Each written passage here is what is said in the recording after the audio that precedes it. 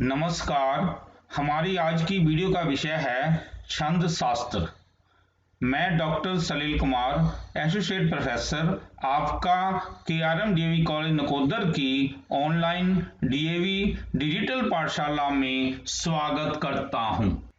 छंद शास्त्र +2 आर्ट्स पंजाब शिक्षा बोर्ड मोहाली के पाठ्यक्रम में निर्धारित पुस्तक संस्कृत सौरभम के अनुसार। छंद शास्त्र में हम यहाँ पर संस्कृत वर्णमाला स्वर व्यंजन को देखेंगे, शब्दों में लघु एवं गुरु चिन्ह लगाने की विधि को करेंगे, गणों को याद करने का सूत्र को करेंगे और पाठ्यक्रम में निर्धारित छंदों के लक्षण एवं उदाहरण को करेंगे। यहाँ पर पाठ्यक्रम में निर्धारित छंद हैं अनुष्टुप छंद, वंशस्थ छंद, शिखरनी छंद और बसंत तिलका छंद। इसको करने से पहले हम आपको एक विशेष सूचना देने जा रहे हैं कि पंजाब स्कूल शिक्षा बोर्ड मोहाली के +1 एवं +2 के विद्यार्थियों के लिए और गुरु नानक देव यूनिवर्सिटी अमृतसर के बीए के सभी सेमेस्टर की कक्षाओं के छात्रों हेतु संस्कृत पाठ्यक्रम से संबंधित वीडियोज सलील कुमार राजपूत नाम के यूट्यूब चैनल पर उपलब्ध करवाई जा रही हैं। इनका पूर्ण रूप से उपयोग कीजिए। अब हम आते हैं सबसे पहले संस्कृत वर्णमाला को, क्योंकि छंदों से पहले संस्कृत वर्णमाला को समझना आवश्यक है। स्वर कौन से होते हैं संस्कृत में? ए, आ, ई, उ, औ, री, लिली, ए, ऐ, ओ और औ। ये हमारे संस्कृत में स्वर होते हैं। ये देखिए संस्कृत में स्वर हुए ये 13 स्वर होते हैं। ये देखिए जो हिंदी में ये री बड़ा ये वाला नहीं होता और ली नहीं होता। यानी ये देख लीजिए 1 2 3 4 5 6 7 8 9 10 11 12 और 13। संस्कृत में 13 स्वर इस प्रकार होते हैं। अब हम आते हैं इनमें जो हमने स्वर किए हैं, इनमें हस्त स्वर कौन कौन से होते हैं? ए, ई, उ, री और ली, ये हस्त स्वर होते हैं। दीर्घ स्वर कौन कौन से होते हैं? आ, ई, उ, री, ए, ऐ, ओ और औ। ये होते हैं हमारे दीर्घ स्वर। अब ये देखिए हस्त स्वर हो गए हमारे, ये 5 हो गए, 1 2 3 4 5। और दीर्घ स्वर हो गए हमारे, ये देखिए 1 2 3 4 5 6 7 8। 8 हमारे हो गए दीर्घ स्वर। इस प्रकार 8 और 5 13, यानी कि हमारे ये स्वर बने 13। अब हम आते हैं व्यंजन। कै, ख, ग, घ, ड़, च, छ, ज, झ, य, इसको स्वर कहते हैं।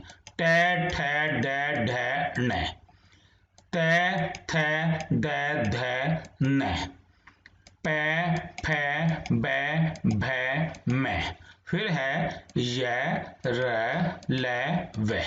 ये अंतस्थ होता है। और ये देखिए श, और सा और है, इनको ऊष्म कहते हैं। यानी कि जो का से शुरू होता है कवर्ग, जो चा से शुरू होता है चवर्ग कहते हैं, जो टा से शुरू होता है इसको टवर्ग कहते हैं, और जो ता से शुरू होता है ये त्वर्ग होता है, और जो पा से शुरू होता है इसको पवर्ग कहते हैं। इसके अलावा ये देखिए य, र, ल, व, इसको हम अंतस्थ कहते हैं। और श, और स और है, इनको हम ऊष्म कहते हैं। अब ये देखिए अनुस्वार का मतलब ये ऐसे बिंदी लगाना, अनुनासिक मीन चंद्र बिंदी लगाना, विसर्ग मीन ऐसे इस प्रकार इसको विसर्ग लगाना होता है। तो ये हो गए हमारे स्वर व्यंजन। अब इसको करने से पहले हमें ये देखना है जो हमने लघु स्वर किए थे ए, ई, उ, री और री, इनके लिए ये ऐसा ये चिन्ह होता है जिसको अंग्रेजी में हम आई कह देते हैं। वैसे ये इसको ऐसे ये डंडा लगाना होता है, ये लघु के लिए होता है। दीर्घ स्वर आ, ई, उ, री, ए, ऐ, ओ और औ, के लिए ये जो है हम दीर्घ स्वर का ये वाला ये निशान हो जाता है। अंग्रेजी में हम इसको एस बोल देते हैं, यानी कि समझाने के लिए, यानी कि वो आई कह देते हैं और समझाने के लिए इसको कहते हैं अवग्रह, जो ये चिन्ह जो होता है ना, इसको हम अंग्रेजी में एस बोल देते हैं, एस जैसा बना दो। तो ये हमारा ये करना होता है। तो ऐसे ही हम आई एस को ही हम यूज करेंगे, क्योंकि बच्चों को समझाना जरा आसान होता है। वैसे ये देखो, ये लघु के लिए ये चिन्ह है, दीर्घ के लिए ये है। अब ये देखिए, जो हमने अभी व्यंजन पढ़े थे, ये देखिए, ये व्यंजन अधूरे हैं। का, ख, इनमें कोई ना कोई स्वर लगता है तो ये कंप्लीट होते हैं, तो ये स्वरों के बगैर ये अधूरे होते हैं। तो अब हमें ये देखना है, कै में यदि ए मिला दो तो कह, कै, अब क्योंकि ए लग गया इसलिए ये आई का निशान आ गया। ऐसे कै में आ, ये हो गया का, तो ये एस का निशान बन गया आ के कारण। अब कै में ई, तो ये हो गया की, तो इसके लिए निशान ये आई का लगा दिया। ऐसे ही कै में ई, तो ये देखिए की बड़ी की मात्रा आ गई, इसलिए ये एस का निशान आ गया। अब है कै प्लस ऊ, कू, इसके लिए आई का निशान आ गया। अब कै प्लस ऊ, बड़ा ऊ, इसके लिए बन गया कू, तो ये इसके लिए एस का निशान। अब ये देखिए, कै में री लगा दिया जाए तो क्री, इसके लिए ये आई का निशान। कै में री, ये बड़ा वाला री जो है, इसके लिए एस का निशान है। अब ये जो है, अब इसके बाद में ये देखिए, बड़े ध्यान से देखने वाली बात है, कै में यदि ए लगाएंगे तो ये के, इसलिए एस का निशान, क्योंकि हमने पहले ही आपको कह दिया था ए, ई, ऊ, री और ली, वहां पर हम सिर्फ जो है आई लगाते हैं। मतलब जो है कि ये जो है ना ए जो है ना, ये दो अक्षरों से बना है, इस कारण यहाँ पर एस ही आएगा। अब कै प्लस ए, ये कई, एस का निशान है। कै प्लस ओ, को, एस का निशान। कै प्लस औ, कौ, ये एस का निशान। एक बार और इसको जरा देख लेना चाहिए। ये देख लीजिए, लघु स्वर हमने पढ़ा था ना, ए, ई, ऊ, री और ली के लिए आई, और इनके अलावा आ, ई, ऊ, री, ई, आई, ओ और औ के लिए हमने एस का निशान लगाया है। अब हम चलते हैं ऐसे, ये हमने ये कर लिया था। अब आगे हम ये देखिए, समक्षम है, समक्षम। अब ये देखिए, समक्षम में ये देखो, श्रा है, श्रा, समक्षम, ऊपर बिंदी है, इस कारण यहाँ पर एस का निशान है। अब ये जो है, ये संयुक्त अक्षर से ये बना है, दो अक्षरों के मिश्रण से ये श्रा बनता है, तो इसका प्रभाव इस पे जाएगा, तो इस कारण यहाँ पर एस का निशान और स का आई का, यानी जो संयुक्त अक्षर जो होता है उसका भार जो होता है, हमने उससे पहले अक्षर पे हमें डालना होता है। ऐसे ही ये देख लीजिए, प्रदीप्तम। अब ये देखिए ना, प्रदीप्तम, ताक पर ये अनुस्वार आ गया, इसलिए एस का निशान। अब ये देखो, पै लिखा हुआ है, ये पर क्या है, ये अधूरा है, इसमें कोई स्वर नहीं मिला हुआ है, तो इसका प्रभाव इससे पहले पे जाएगा, यानी इसके लिए हमें कोई निशानी नहीं लगानी, पर इसका प्रभाव पहले पे जाएगा। तो ये पहले ही ये दीर्घ है, तो ये बड़ी की मात्रा है, इस कारण ये एस का निशान। अब ये देखिए, प्र, अब ये जो है ना, हमने यहाँ पर आई लगाया, और ये जो ना प्र, यानी जो इसमें जो रा जो लगा हुआ है, इसका प्रभाव इससे पहले पे चला जाएगा, पर पहले कोई है नहीं, कोई बात नहीं, तो हमें ये ऐसे, ये आई एस एस इसका प्रदीप्तम का बना। ऐसे ये देखिए, स्पर्शा अनुकूला, स्पर्शा अनुकूला, आ की मात्रा एस का निशान आ गया, कु एस का निशान आ गया, ये नु आई का निशान आ गया, स्पर्शा। अब ये कि स्पर्शा, आ की मात्रा एस आ गया। अब ये देखो, पै के ऊपर रा की आवाज आ रही है, स्पर्शा, रा की आवाज आ रही है, इस कारण ये एस का निशान आ गया, स्पर्शानुकूला। ऐसे ही है बक्त्रानी, ये देखिए बक्त्रानी, अब ये देखो आई का निशान, त्रा, एस का निशान आ गया। अब इसका प्रभाव इससे पहले पर, अब ये भी आधा ही पड़ा है, इसका हमने कोई निशानी नहीं लगाएंगे, पर इन दो, इसका प्रभाव इस बा पे, तो ये एस का निशान आ गया। अब ये देखिए, उपमा कालिदासस्य, अब ये देखो, या आई का निशान आ गया, इस स का प्रभाव एस पे जा रहा है, तो ये एस का निशान आ गया। दा, एस का निशान, काली, अब ये ली का आई का निशान, आ का एस का निशान, मा एस का निशान, पै आई का निशान और ये आई का निशान। ऐसे यदि ये जैसे ना उपमा कालिदासस्य भारव्यर्थ गौरवम, यानी यदि ये लाइन किसी श्लोक के अंदर हो तो यहाँ पर जैसे हमने लिखा ना कालिदासस्य, तो श्लोक के हर चरण में हम रुक जाते हैं, तो चाहे वहां पर लघु होने पर ही वो गुरु बन जाता है। यदि ये उपमा कालिदासस्य ये श्लोक के अंदर है तो यहाँ पर एस का निशान आ जाएगा, कारण ये हम वहां पर यति डाल देते हैं, यानी इस पर जोर डाल देते हैं, इस कारण ये हो जाएगा। तो ये तो था हमारा निशानी लगाने का। तो ये छंदों को करते समय एक निशानी लगाना आवश्यक होता है, तो हमने ये निशानियों को समझ लिया। अब हमें देखना छंद होता क्या है। जो रचना अक्षर, मात्रा, गति, यति आदि नियमों से युक्त होती है उसे छंद कहते हैं। यानी कि जो रचना अक्षर, मात्रा, गति, यति आदि नियमों से युक्त होती है उसे छंद कहते हैं। पद्य लिखते समय अक्षरों की एक निश्चित व्यवस्था रखनी पड़ती है, यह व्यवस्था छंद या वृत्त कहलाती है। यानी कि हर एक छंद का एक जो पद्य होता है उसमें हमें ये रखना होता है कि इसमें इतने ही अक्षर रखने हैं, तो उस हिसाब से जब हम जो रखते हैं तो वो छंद बन जाता है। कोई जैसे अनुश्रुत छंद का बन जाएगा उदाहरण, कोई वंशज छंद का बन जाएगा, ये हम आगे जाके करेंगे, आपको पता चल जाएगा। आगे है वर्ण और अक्षर किसे कहते हैं। छंद शास्त्र की दृष्टि से केवल व्यंजन का और खा आदि अक्षर या वर्ण नहीं कहलाते, अकेला स्वर या स्वर युक्त व्यंजन ही वर्ण या अक्षर कहलाता है। देखो स्वर को हम वर्ण कह सकते हैं या अक्षर कह सकते हैं, लेकिन जिस व्यंजन में जो स्वर मिले हों वे ही अक्षर कहलाएगा, वैसे मतलब वो अक्षर नहीं कहलाएगा। अब हमने जैसे ये देखिए ना, जैसे स्पर्शानुकूला है, अब ये स्पर्शानुकूला में हमें देखना हो कि कितने यहाँ पर मतलब जो वर्ण या अक्षर हैं, तो यहाँ पर कितने हैं, इन्होंने कितने दिए हैं, यहाँ पर 5 हैं।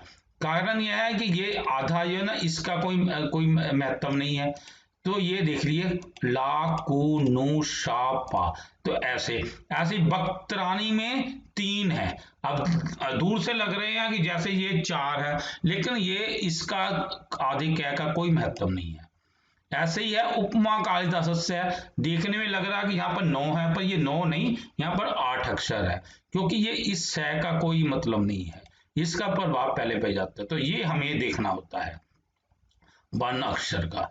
अब हमें आना है गण क्या होते हैं। छंदों करने से पहले हमें इनको भी समझना चाहिए, गण का भी प्रयोग होता है।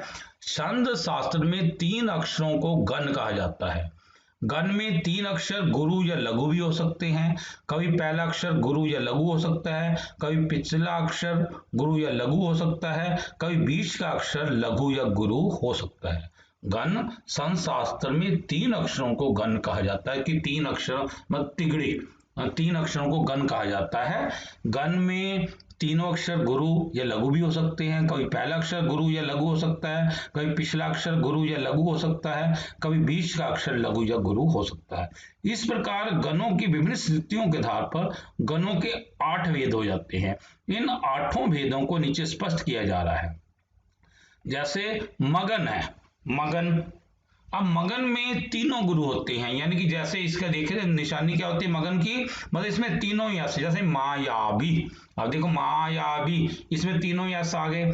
फिर है नगन, नगन में तीनों लघु, इसका ये निशानी मतलब तीनों ही आई, तो जैसे नमक है, नमक की ये निशानी आ गई। अरे भगन, भगन में क्या होता है, आदि गुरु, सबसे पहला गुरु और शेष 2 लघु होते हैं, तो ऐसे ये बना भावज, इसका उदाहरण ऐसे बन जाएगा। अब आगे है यगन, यगन में क्या है, आदि लघु शेष 2 गुरु, आदि लघु, आदि देखो आदि लघु और शेष 2 गुरु, अब इसका उदाहरण बनेगा यहूदी। ऐसी है जगन, जगन में क्या है, मध्य गुरु आदि अंत लघु, देखो मध्य में क्या है, गुरु है, आदि और अंत में क्या है, लघु, जैसे ये उदाहरण बनेगा जमीन। अब ये देखिए रगन, रगन में क्या है, मध्य लघु आदि अंत गुरु, मध्य लघु, देखिए मध्य लघु आदि और अंत में गुरु, तो ये इसका उदाहरण बनेगा रागनी। आगे है सगन। सगन में क्या है, अंत गुरु आदि दो लघु, अंत गुरु आदि दो लघु। ये देखिए IIS, अंत गुरु, अंत में गुरु है, आदि दो लघु, या इसका उदाहरण बनेगा सरिता। अब है तगन। तगन में देखिए अंत लघु आदि दो गुरु, अंत, ये देखो अंत लघु है, आदि दो गुरु, इसका उदाहरण बनेगा तालाब। तो इस प्रकार ये 8 ये होते हैं, मतलब जो गण जो होते हैं ये 8 होते हैं। मगन, नगन, भगन, यगन, जगन, रगन, सगन, तगन, ये 8 होते हैं। अब इनको याद करने का फार्मूला हमारे पास है, क्योंकि वैसे बड़ा मुश्किल है कि तगन में कैसे निशानियां कैसे याद रखनी है। इनका है फार्मूला यमाता राजभांसल का, ये लिख लीजिए, इस पर निशानी लगाओ। ये देखिए निशानी लगाओ, गा के आगे के नहीं ऐसा आ गया, लै के आई आ गया, सै के नीचे आई आ गया, नै के नीचे आई आ गया, भा के नीचे ऐसा आ गया, जय के नीचे आई आ गया, रा के नीचे ऐसा आ गया, ता के नीचे ऐसा आ गया, माया के नीचे ऐसा आ गया, या के नीचे आई आ गया। अब हमें ये देख लो, 3 को उठा लो। ये देखिए य से शुरू होता है ISS, यगन हो गया ISS। फिर मै से शुरू होता है, 3 उठा लो, SSS, मगन, ये तीनों बन गए, यानी मगन की क्या निशानी हो गई, SSS। अब अगले 3 उठा लो, तगन SSI, ये देखो SSI हमने लिख लो। फिर आगे है अगले 3 अक्षर उठाओ, रा से रगन SIS, ऐसे ये 3 उठा लो SIS। फिर है अगले 3 उठाओ, जा से ISI, जगन से ISI, ये हमने लिखना ISI। अब हमें ये देखो भै से अगला उठा लो SII, भगन SII, ऐसे हमें ये लिख लो। फिर है नगन, नगन से ये देखो II, तो ये अगले ये ऐसे ये देख लो, नगन का ये ऐसे बन गए II। फिर आगे ये देखो सगन, सा, मत देखो ना IIS, सगन का ये बन गया IIS। हमारे ये 8 पूरे हो गए, क्योंकि देखो ना आगे जो ला के लिए लघु है, गा के लिए ये गुरु है। तो इस प्रकार हमें ये लगाने होते ही हैं। तो यानी ये फार्मूला है इन सूत्रों को, मतलब हमें गणों को याद करने का ये सूत्र है। अब हमें जो पाठ्यक्रम में कर आए हैं, हमें उनके हिसाब से हमें करना है। पहला छंद है अनुष्टुप छंद, क्योंकि ये पहले, अब हमने ये देखो, इसको करने से पहले हमें देखो, सबसे पहले हमने जो है कि लघु गुरु के हमने निशानियों का पता लगाया कि लघु गुरु क्या होती हैं। अब गणों का हमें पता चल गया है। अब हमें ये देखना है कि पहले जो है अनुष्टुप छंद। अनुष्टुप छंद का लक्षण होता है श्लोके षष्ठम गुरुगेयम, श्लोके षष्ठम गुरुगेयम, सर्वत्र लघु पंचमम, द्विजतु पाद्योर्हस्वम, सप्तमम दीर्घम अनयो। श्लोके षष्ठम गुरुगेयम, श्लोक का छठा अक्षर गुरु होता है, यानी अनुष्टुप छंद में जो है ना श्लोक का छठा अक्षर गुरु होता है। सर्वत्र लघु पंचमम, इसका हर एक श्लोक का जो है ना, जो श्लोक का के लाइन, हर एक लाइन का 5वां अक्षर क्या होता है, लघु होता है। और द्विजतु पाद्योहसु, दूसरे और चौथे चरण का 7वां अक्षर हस्व होता है, मतलब लघु होता है। तथा इसके अलावा पहले और तीसरे चरण, पहली और तीसरे चरण, मतलब पहली और तीसरी लाइन का 7वां अक्षर गुरु होता है। यह एक बार इसको हमने एक बार पढ़ लो। यह एक वर्णित छंद है। इसके प्रत्येक चरण में 8 अक्षर होते हैं। प्रत्येक चरण का छठा अक्षर गुरु होता है, 5वां अक्षर लघु होता है, दूसरे चौथे चरण का 7वां अक्षर हस्व होता है। अन्य चरणों का अर्थात पहले और तीसरे चरणों का 7वां अक्षर गुरु होता है। अब हमें यह देखना है इसका उदाहरण, उपमा कालिदासस्य भारवेरर्थ गौरवम, दंडिने पद लालित्यम, मागे संति त्रयोगुना। अब यहाँ पर देखिए, यहाँ पर ये देखो या का, ये देखो क्योंकि भार डाला है यहाँ पर, क्योंकि हमने आपको बताया था ना कि जहां पर श्लोक में 4 लाइनें होती हैं या 2 लाइनें होती हैं, जहां पर हर एक लाइन के अंत में जो है यदि शब्द लघु भी है तो वह गुरु बन जाएगा। तो यहाँ पर लघु होने पर भी यह ती के कारण यहाँ पर एस का निशान आ गया, एस आ गया। से को एस का निशान, दा का एस का निशान, ली पर आई का निशान, का पे एस का निशान, माँ पे एस का निशान, ये पे आई का निशान, ऊ पे आई का निशान। तो ये ऐसे ऐसे अब भारवे अर्थ गौरव में भी देख लीजिए।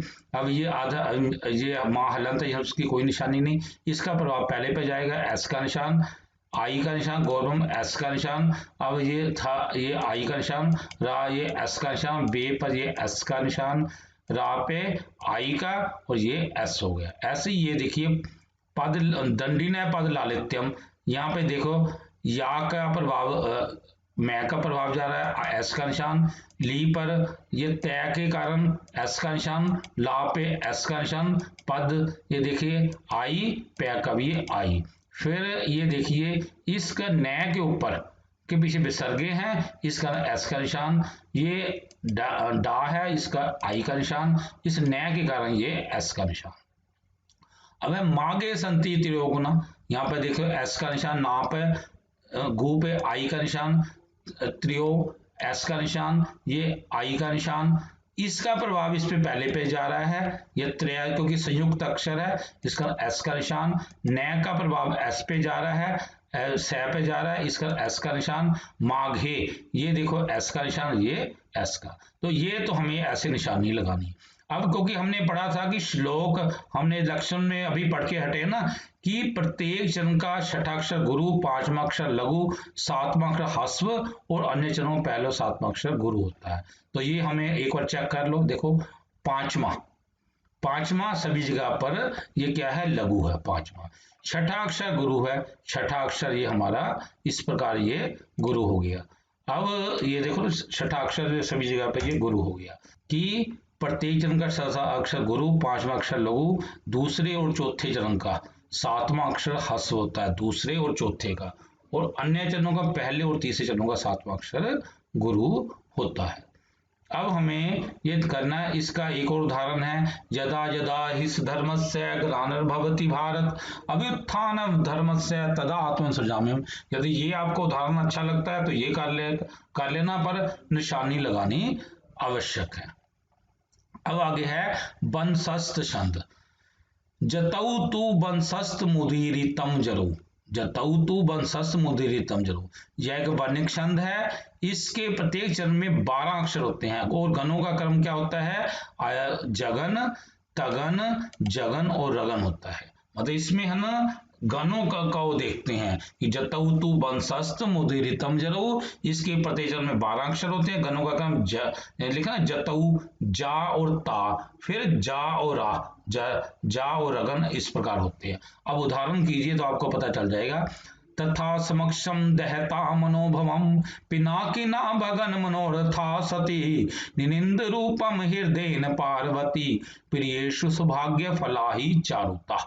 अब देखिए इसमें हमने 4 लाइनें लिखी हैं, आप यहाँ पर 2 लाइना भी लिख सकते हैं। अब ये देखिए तथा समक्षम दहता मनोभवम, अब ये बा के ऊपर जो है एस आ गया, ये क्योंकि बिंदी का रंग, भाग आई आ गया, मनो एस आ गया, ये देखिए एस मनो का, मैं का आई आ गया, दहता एस, है का आई, दह का आई, समक्ष शाह के ऊपर ये बिंदी है एस आ गया, ये माँ के ऊपर ये एस आ गया, इस संयुक्त अक्षर के कारण स का आई तथा एस, ये देखो तय का आई आ गया। अब ये देखिए पिनाकिना भगन मनोरथा सती, सती का ये देखो एस आ गया, सा का आई, था का एस, रा का आई, मनो का एस, ये देखो मैं का आई, न का आई। अब इस गा के कारण एस आ गया, ना के कारण एस, ना आ की मात्रा एस, आई, ना एस, पी का आई।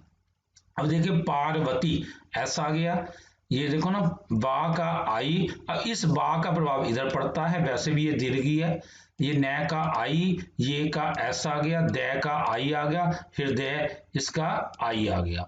अब रूपम, अब ये देखो बिंदी डली है एस आ गया, रूपम ये भी बड़ा हुआ, इसमें रा में बड़ा ऊ लगा है, इसका एस है, दा का आई है, इस न के कारण ये क्योंकि इस पर प्रभाव गया एस आ गया, ये आई आ गया। अब चारुता, एस, रू का आई, चा का एस, ही का आई, फला का एस, ये देखो ना फला, फै का आई, य का आई, भा का एस, सौभाग्य का एस, यूशु आई, ये भी एस आई। तो इस प्रकार हमें ये करना होता है। तो यहाँ पर आप दो लाइनें भी कर सकते हैं, बस नीचे हमें ये जरूर लिखना है जगन तगन जगनो रगन, चाहे दो लाइनें कर लो, पहली दो ना तथा संक्षम ध्याता मनोभम पिनाकिना भगन मनोरथा सतु सती, ऐसे भी हमें इसको ऐसे हम कर सकते हैं दो लाइनों में भी। अब आगे है बसंत तिल का छंद। उगता बसंत तिल का तब जा जगऊ गए, उगता बसंत तिल का तब जा जगऊ गए, यह एक वर्णिक छंद है। इसके प्रत्येक छंद में 14 अक्षर होते हैं और गणों का क्रम क्या होता है, तगन, भगन, जगन, जगन, गुरु और गुरु होता है। ये देखो ना, उगता बसंत तिल का तब जा जगऊ गए, यानी देखो ना तब जा, ता भा जा, ता भा और जा आ गया, फिर जा और गा गा, जगन देखो गुरु और गुरु, इस प्रकार ये हो गया इसका बसंत तिल का। अब इसका उदाहरण है, पूर्वं तव्याभिमतं गतमेव मासीत श्लाघ्यं गम्यसि पुनर्विजयेन भर्तु काल कर्मेण जगत परिवर्तमाना चक्रार पंक्तिरिव गच्छति भाग्य पंक्ति। तो यहाँ पर ये है, इसके भी दो उदाहरण हम मतलब दो लाइनें कर सकते हैं। यहाँ पर यदि पिछली दो लाइनें भी कर सकते हैं, काल कर्मेण जगत परिवर्तमाना चक्रार पंक्ति गच्छति भाग्य पंक्ति, या दो ऐसे ये भी 4 लाइनें करनी, 4 भी कर लो। अब निशानियों को देख लो एक बार, सी का एस आ गया, माँ का एस आ गया, बा का आई आ गया, मे का एस आ गया, ता का आई आ गया, गा का आई, ये देखो ता को बिंदी है एस, मैं का आई आ गया, भी का आई आ गया, य का आई आ गया, या का एस, वै का आई, पूर्वम ऊपर अनुस्वार है इसलिए एस, ये ओ की मात्रा इसलिए एस। ऐसे भरतु, यहाँ पर एस आ गया, ये रा का प्रभाव भाव पे जा रहा है इसलिए एस, न का आई, ये का एस, जय का आई, वी का आई, पुनर। अब ये देखो ना, इस पुनर आवाज आ रही रा की, इस कारण एस है, पू पर आई, सी पर आई, सा पर या पर आई, ये आधा श का एस है, गा पे आई, ये ऊपर बिंदी जो जा रही ना, इसका कारण ये एस है, शला, अब ला के कारण ये एस का निशान। अब देखिए, काल कर्मेण जगत परिवर्तमाना, एस आ गया ना का, माँ का एस आ गया, ये परिवर्त, ये देखो तय का आई पर इसका प्रभाव रा का वर्त, आवाज आ रही है, इसका एस आ गया, री का आई, पै का आई, जगत एस, गा आई, जा का आई, ये न का आई, में एस, काल कर्मेन, ये देखो आई पर इसका प्रभाव इधर जाएगा इसलिए एस आ गया, का एस आ गया।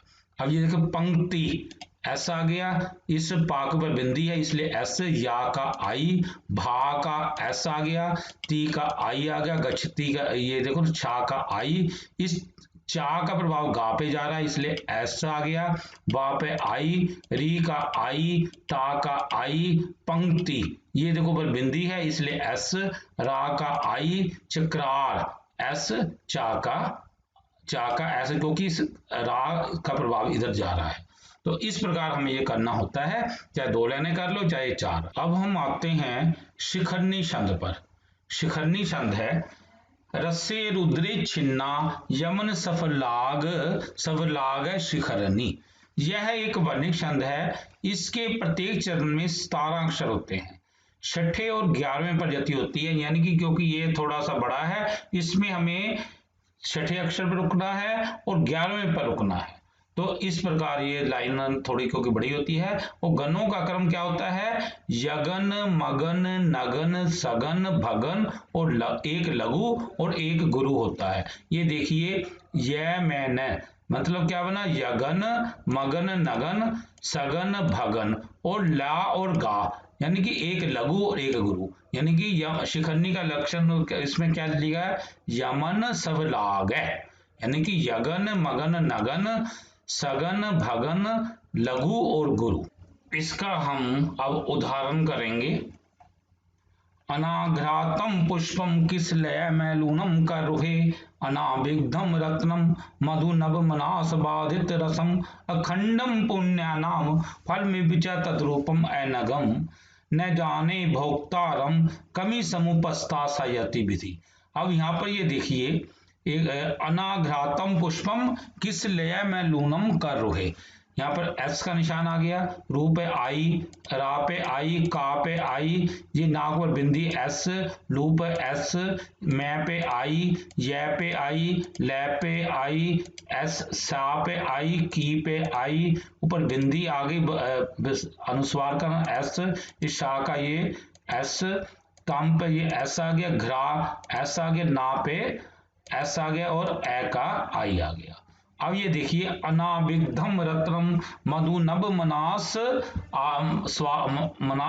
मनु स्वाद बाधित रसम, यहाँ पे देखिए माप स का एस, रा का आई, ता का आई, दी का आई, बा का एस, सा का ये एस आ गया, मैं का ये आई आ गया, बै का आई आ गया, न का आई आ गया, मधु का आई आ गया, ये मैं का आई ऊपर बिंदी है इसलिए एस, इस ता का प्रभाव इधर आ गया एस, ऊपर अनुस्वार है ये एस आ गया, वीप का एस आ गया, अना, अब इसका ये देखिए अना का ये एस आ गया, तो अब आई का ये ए का आई आ गया। तो इस प्रकार हमें ये ऐसे ये हमें ये करना है।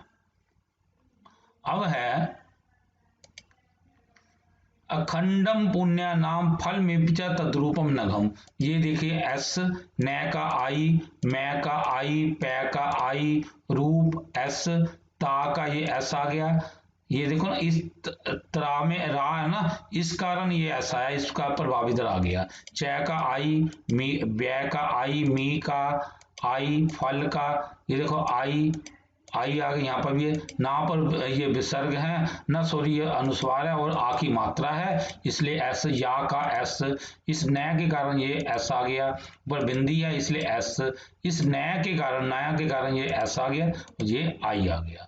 अब है न जाने भोक्तारम कमी समुपस्था सहवती, एस आ गया, वी का आई आ गया, ती का आई आ गया, या का आई आ गया, था का ये एस आ गया, इस सा के कारण ये एस आ गया, मुंह के कारण आई, सा के कारण आई है, आई ये भी आई, का भी आई, ऊपर अनुस्वार है इसलिए एस, ता का ये एस और ये भो का एस, ने का एस, जा का एस और न का आई, यानी ये बना यगन मगन नगन सगन भगन लघु और गुरु।